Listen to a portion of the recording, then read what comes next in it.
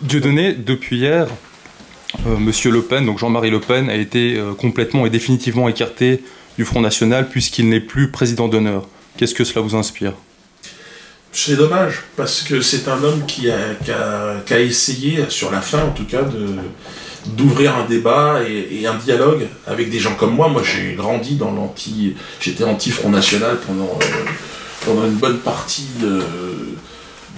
de mon évolution, de ma construction politique. Et puis j'ai eu l'occasion de le rencontrer, et puis je me suis aperçu que finalement, les gens pouvaient prendre différentes directions, mais l'idée c'était de se retrouver à un moment donné.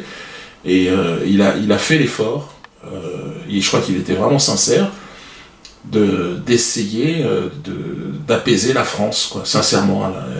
Là, je pense que c'était pas le rôle qu'on lui avait demandé de tenir. Son rôle, enfin, en tout cas, le rôle de son parti, on le voit aujourd'hui, c'est de souffler sur les braises du sentiment anti-musulman, c'est de diviser pour mieux régner. Et je regrette, et je pense que lui c'était un homme de réconciliation, et qui était arrivé au bout de son parcours avec cette conclusion de ne pas être utilisé pour la division. Et je trouvais que c'était courageux, et puis encore une fois, pour l'avoir combattu pendant des années à Dreux, je me suis même présenté contre Marie-Françoise Tirbois. Donc excusez-moi, en fait, vous étiez présenté contre l'image qu'avait créé lui les médias. C'est exactement. J'étais moi-même complètement manipulé par la propagande antiraciste, qui était en fait une propagande, je n'avais pas compris. SOS Racisme, qui ne pouvait vivre que par le racisme, en fait. Et j'étais, moi, sincère dans ma démarche de me battre contre le racisme. Et si j'étais face à Monsieur Le Pen, c'est qu'il y avait quand même eu des propos de Marie-France Tirbois sur tout un tas de choses, sur lesquels moi j'avais de quoi alimenter un débat. Mais en rencontrant Jean-Marie Le Pen, vous avez l'impression que c'était une personne plutôt bienveillante, alors? Ah bah moi j'ai pas peur de dire que j'étais complètement étonné de voir, en fait, j'avais même une appréhension, presque pas physique, mais c'était... Il faut savoir qu'il a travaillé dans les mines avec des camarades immigrés marocains, donc... Non, mais en fait, c'est surtout un homme qui a... Voilà, il a eu son parcours, il a son histoire, mais